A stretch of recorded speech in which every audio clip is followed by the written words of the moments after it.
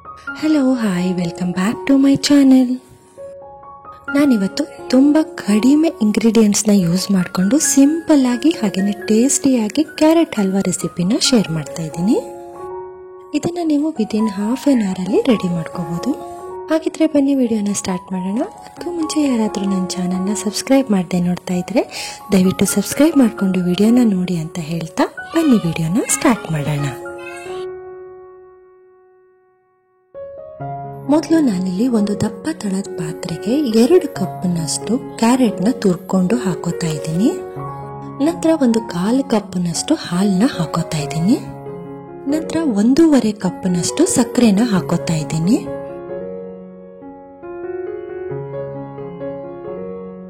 ಈಗ ಇದನ್ನ ಹೈ ಫ್ಲೇಮಲ್ಲಿ ಇಟ್ಕೊಂಡು ಚೆನ್ನಾಗಿ ಮಿಕ್ಸ್ ಮಾಡ್ಕೋಬೇಕು. ಒಂದ್ಸಲ ಸಕ್ಕರೆ ಕರಗಿದ ಮೇಲೆ ನೀವು ಲೋ ಫ್ಲೇಮ್ನಲ್ಲಿ ಕ್ಯಾರೆಟ್ನ ಬೇಯಿಸ್ಕೋಬೇಕು.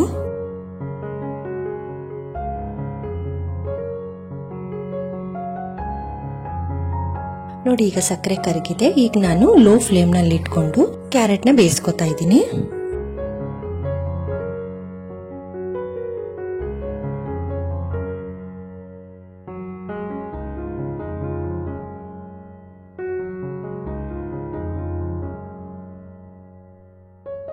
ಈಗ ಲಿಡ್ನ ಕ್ಲೋಸ್ ಮಾಡಿಕೊಂಡು ಒಂದು 15ರಿಂದ 20 ನಿಮಿಷ ಬೇಯಿಸ್ಕೊತಾ ಇದ್ದೀನಿ.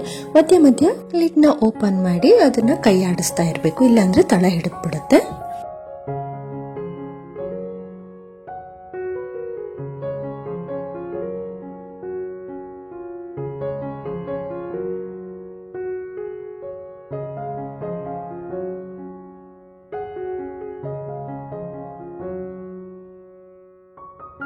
ನೋಡಿ, ಈಗ ಕ್ಯಾರೆಟ್ ಒಂದು ಅರ್ಧ ಬೆಂದಿದೆ. ಈಗ ನಾನು ಇದಕ್ಕೆ 2 ಚಮಚದಷ್ಟು ತುಪ್ಪನ ಹಾಕೋತಾ ಇದ್ದೀನಿ.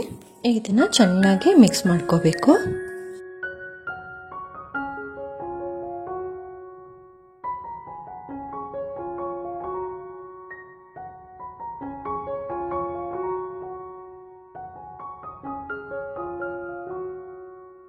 ಈಗ ನಾನು ಇದಕ್ಕೆ ಒಂದು ಸ್ವಲ್ಪ ಪುಡಿ ಮಾಡಿ ಇಟ್ಕೊಂಡಿರುವಂತಹ ಏಲಕ್ಕಿ ಪುಡಿನ ಹಾಕೋತಾ ಇದ್ದೀನಿ.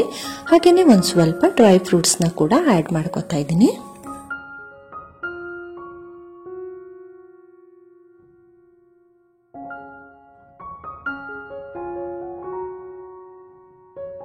ಈಗ ಕ್ಯಾರೆಟ್ ಹಲ್ವಾ ರೆಡಿ ಆಗಿದೆ.